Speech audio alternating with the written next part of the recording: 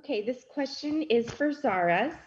Maisie is fearless, adventurous, and she's spunky. Do you think that you have any characteristics similar to her? Well, I definitely say not from the completely fearless side. I think that's something I'm working on. I struggle with anxiety, so it makes things like that really difficult. Um, so definitely not in that way. But Maisie, I'd say one thing I am similar to is she. I think it's her passion for things that drive her to do things no matter what the outcome is. And I'm very passionate, and like when she loves something, she really loves it, and that's the same with me. So I'd say similar in that way. So there's similarities, and then there isn't. Mhm. I love Yeah, that. I think just to follow up on that, there was an amazing transformation that I would watch happen where Zaris would come in and be her very sweet self, and then whatever the moment was, she would become that moment.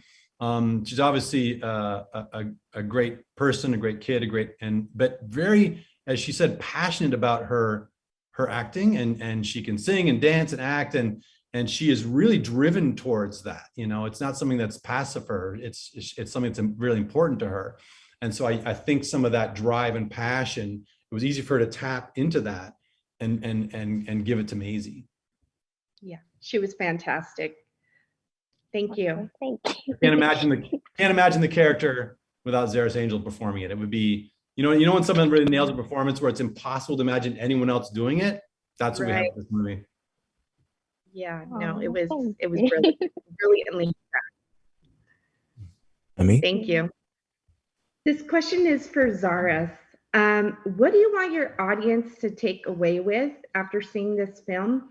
And what do you want them to learn from Maisie? I think what Chris said earlier about how definitely violence and revenge can overcome you, and it's very easy to get trapped in that. Like one of the characters just gets so trapped in that world of just revenge that he doesn't see what's happening to the people around him, and what he's actually doing can cost him in the future. That's something my parents always taught me. The way you are today will impact your tomorrow. So I think that's something to really take from it. And in terms of Maisie being young, you still do have a voice. Obviously, the way you use it, still be, approachable, still be a nice person.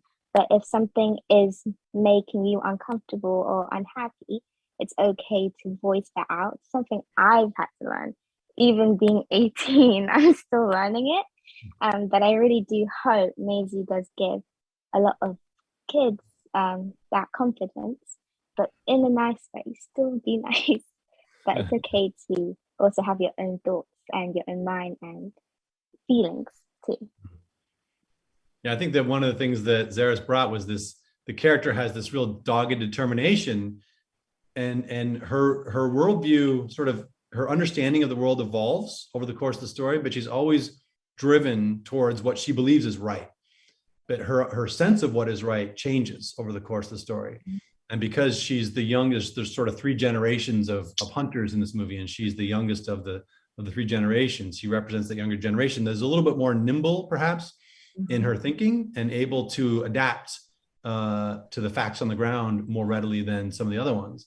And so I love that Zaris was able to bring that to the character. This idea of this absolute certainty that she needs to propel herself towards the right thing. Thank you. Thanks. Yami? Congratulations, Chris. I love this movie so much. We watched it last night.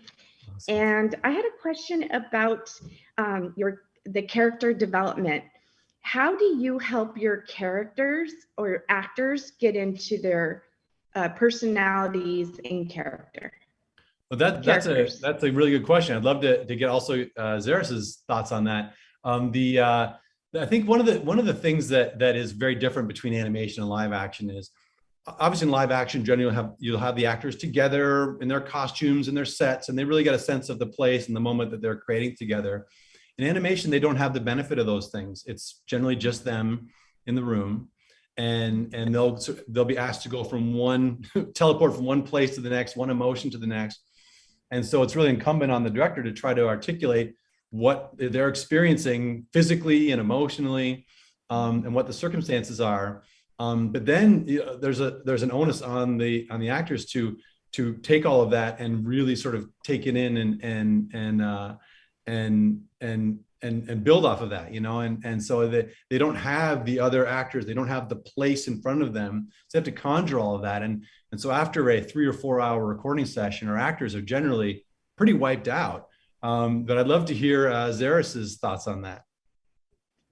Me, to get into Maisie, it was really, I don't really know what I did. I think just getting into the booth really helps because it's just kind of like a transformation. And from like the first line, as we record more and more, I just become more of her and just get more comfortable. But I do tend to like go a bit quiet before we start and kind of focus, I guess. I guess that's something everyone would do. But yeah. You probably get a sense Zaris is obviously a really sweet kid, but once it's time for a take, she becomes this other person. It's an immediate and amazing transformation. And I find that a lot of the director's job, especially with actors who haven't done a lot of animation, is to let them know it's okay to mess up. It's not the end of the world. And don't let that get you down. Just keep rolling and maybe have fun with it. And a lot of times if the actor has a hitch or a stumble, sometimes those can be the best takes because that means there's truth and spontaneity in it that can sometimes translate nicely into the animation. So there's no such thing as a bad take in animation, I would say. Congratulations. Thank you. Cami?